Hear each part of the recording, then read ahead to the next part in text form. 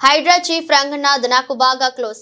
20 లక్షలు ఇస్తే హైడ్రా బుల్డోజర్లు మీ నిర్మాణాల జోలికి రాకుండా చూస్తా, లేదంటే కూల్చేయిస్తా అంటూ బెదిరింపులకు పాల్పడుతున్న ఓ వ్యక్తిని పోలీసులు అరెస్ట్ చేశారు. సామాజిక కార్యకర్తని, సామాజిక సేవకుణ్ణని చెప్పుకుంటూ విప్లవ్ సిన్హా అనే వ్యక్తి అమీన్పూర్ లో బిల్డర్లను బెదిరించాడు. తనకు డబ్బులు ఇవ్వకుంటే మీడియాలో మీ నిర్మాణాల గురించి అసత్యాలు రాయించి హైడ్రాకు ఫిర్యాదు చేస్తానని హెచ్చరించాడు. దీంతో బిల్డర్లు పోలీసులను ఆశ్రయించారు. ఈ విషయం హైడ్రా చీఫ్ రంగనాథ్ దృష్టికి తీసుకెళ్లారు. దీనిపై రంగనాథ్ స్పందించారు.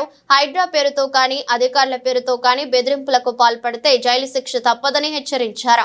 చెరువుల ఆక్రమణలను తొలగిస్తూ ప్రజల అభిమానం చూరగొన్న హైడ్రాపై తప్పుడు ప్రచారం చేస్తే ఊరుకోబోమని చెప్పారు. హైడ్రా విభాగాన్ని నీరుగార్చేలా చేస్తున్న అధికారులను తప్పుదో పట్టించాలని ప్రయత్నించినా కఠిన చర్యలు తీసుకుంటామని వార్నింగ్ ఇచ్చారు. తమ పేరుతో ఎవరైనా బెదిరింపులకు పాల్పడితే పోలీసులను, ఏసీబీ అధికారులను సంప్రదించాలని రంగనాథ్ విజ్ఞప్తి చేశారు.